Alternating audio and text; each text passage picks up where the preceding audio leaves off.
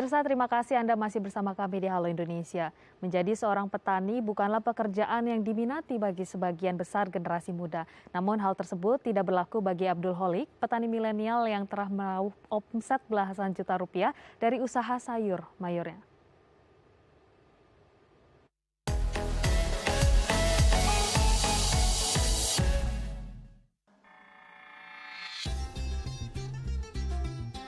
Di lahan seluas 120 meter persegi yang berada di wilayah Depok, Muhammad Kholik membangun kebun sayur hidroponik pada tahun 2018 lalu.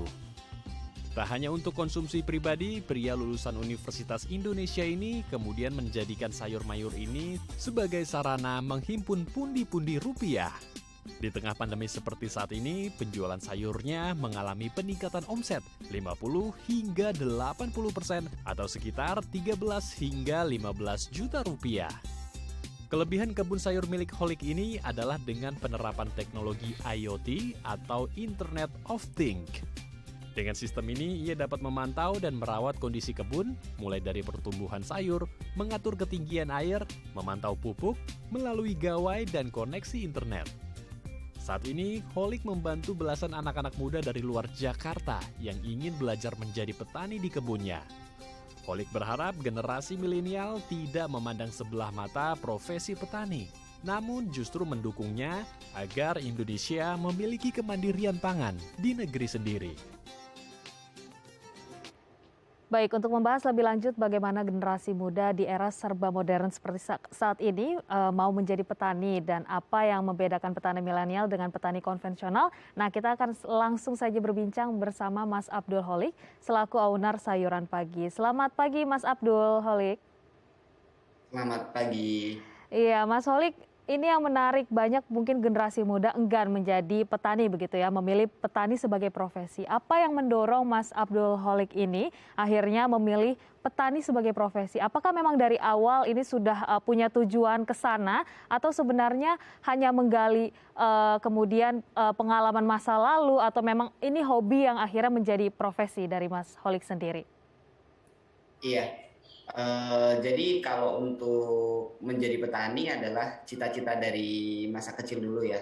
Jadi di masa kecil, di mana saya hidup di lingkungan petani, saya pengen menjadi seorang petani dan punya sekolahan karena waktu itu gap pendidikan antara di desa saya dengan di perkotaan itu sangat tinggi kan. Jadi saya pengen banget suatu saat punya pertanian yang terintegrasi gitu dan juga maksudnya sekolahan yang ada di pertanian itu sendiri gitu.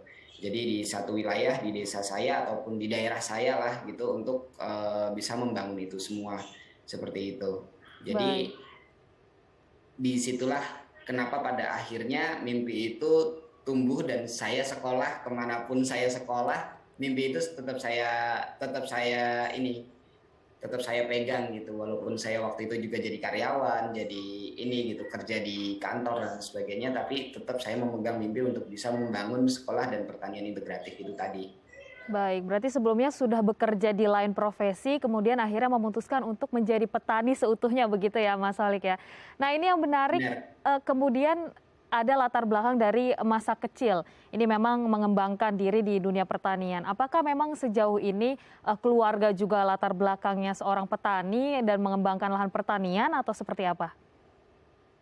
Iya, sebenarnya untuk orang tua petani juga, tapi juga beliau perangkat desa juga bapak saya gitu.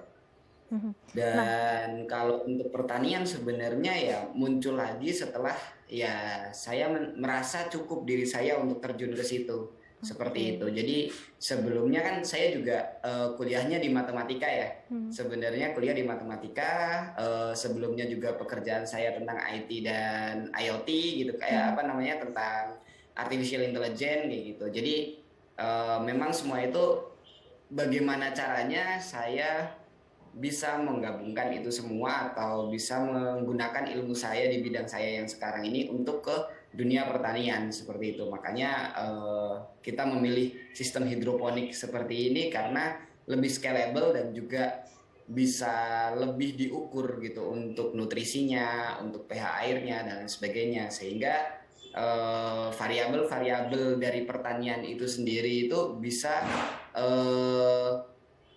bisa lebih terlihat jelas, sehingga kalau misalnya kan kita pakai IoT itu bisa terbaca dengan baik seperti itu. Kita jadi bisa merumuskan unsur-unsurnya dan juga apa namanya variabel-variabelnya itu menjadi salah satu formula yang bagus untuk pertanian atau untuk tanaman itu sendiri. Seperti itu sih, Mbak. Baik, bahkan ada bidang pendidikan yang diambil dan ini harapannya menginovasikan tadi lahan pertaniannya dengan pendidikan yang sudah diambil. Nah, mungkin ada anggapan bahwa banyak keluarga petani ini tidak ingin anaknya juga menjadi petani, inginnya punya pekerjaan yang settle gitu dengan profesi-profesi tertentu. Nah, apakah sejauh ini keluarga memang mendukung dan mengarahkan ke arah sana atau seperti apa nih Mas Holik, boleh diceritakan? Iya, jadi kalau hubungan saya dengan orang tua selalu percaya kepada anaknya, asalkan dia bertanggung jawab atas apa yang dia lakukan, seperti itu. Tadinya memang sedikit jualan sayur gitu kan, Hmm. udah sampai Jakarta kuliah di UI jualan sayur gitu, tadinya kayak gitu. Tapi saya mempunyai warna berbeda gitu, saya memberikan satu warna yang berbeda dari jualan sayur. Kalau misalkan di rumah apa namanya bapak sama ibu itu jualan, bapak mama itu jualan sayur misalkan murah, mahal-mahalnya caisim itu ya 4.000 kayak Mhm. gitu. Mahal-mahalnya caisim itu 4.000 per kilo kalau di sana seperti itu. Nah, ketika tanya ke saya, kamu kalau jual caisim berapa? Oh, saya jual caisim 40.000 sekilonya, Mak, gitu. Oke. Loh, kok bisa semahal itu? Ya itu gunanya kuliah, bisa menjual sayur dengan mahal, saya guyonin gitu aja. Tapi maksudnya itu hanya sekedar guyonan-guyonan yang pada akhirnya membuat kebanggaan tersendiri pada orang tua gitu. Saya nggak pernah, ibaratnya kalau membahas masalah kayak gini nggak pernah serius sih. Seserius kamu harus jadi ini, kamu harus jadi itu, enggak. Tapi yang penting bagaimana tadi saya menunjukkan tanggung jawab saya sebagai seorang holik, sebagai seorang anak yang ya udah gitu. Apa yang saya lakukan itu saya pertanggungjawabkan dengan baik, dan memang ya saya sudah punya keluarga, ya saya bisa menghidupi keluarga saya seperti itu. Baik, yang menarik tadi ada memberi warna baru dalam dunia pertanian. Nah, Mas Holik boleh dijelaskan teknologi apa yang kemudian inovasi apa yang kemudian saat ini diterapkan dan mungkin bisa dipelajari itu untuk anak-anak milenial lainnya bahwa menjadi petani zaman now ini harus juga berinovasi begitu.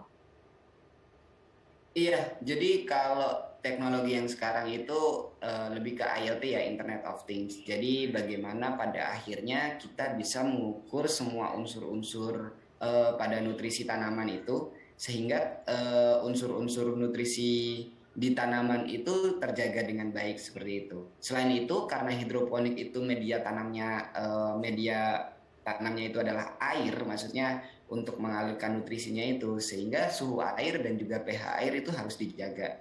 Nah, kebanyakan petani hidroponik sekarang adalah setiap hari ngecekin itu gitu. Setiap hari itu menjadi rutinitas yang melelahkan sebenarnya buat buat mereka. Padahal ya mereka bisa loh memikirkan hal lain, seperti misalnya ada hama ini, ada hama itu, ada kenapa ada tanamannya seladanya T-burn dan lain sebagainya.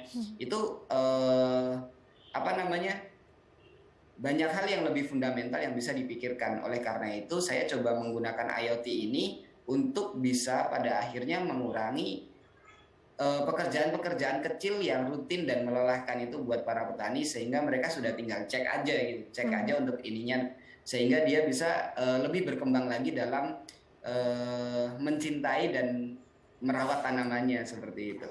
Baik, memudahkan dalam perawatan tanaman. Nah, kalau untuk hasil sendiri sejauh ini bagaimana Mas Holik melihat juga ada inovasi begitu ya tadi membantu dalam proses perawatan. Apakah hasilnya juga kualitas lebih meningkat, kemudian kuantitas juga bisa jadi lebih banyak atau seperti apa?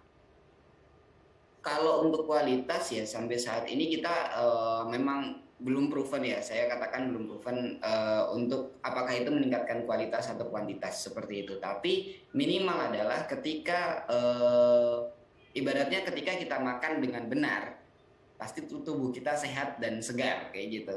Jadi ketika tanaman itu makannya dengan benar gitu, tidak kekurangan nutrisi, pH airnya terjaga dan sebagainya, itu membuat tanaman itu lebih segar dan ya mengurangi kematian tanaman karena busuk akar dan sebagainya, itu bisa terjadi seperti itu karena kita ngecekin semuanya gitu.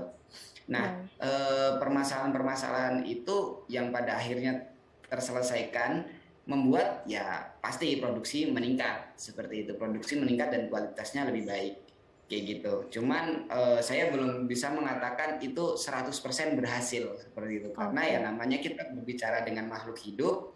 Maksudnya berurusannya itu dengan makhluk hidup, kita nggak bisa serta-merta seperti itu karena mungkin secara pH air, nutrisi dan sebagainya sudah terjaga, tiba-tiba ada serangan hama atau serangan virus atau yang lain sebagainya sehingga kita gagal panen. Itu masih terjadi dalam dunia pertanian gitu. Jadi teknologi yang saya bikin untuk fase 1 ini belum sampai ke tingkat penyakit gitu, tapi lebih ke tingkat otomasi hariannya seperti itu.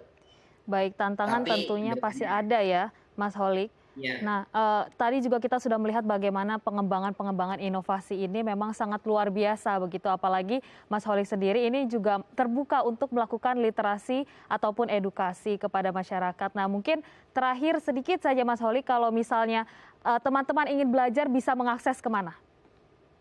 oh oke. Kalau misalkan teman-teman juga mau ikut belajar hidroponik atau apa bisa datang nih ke kebun kita di Depok gitu kan.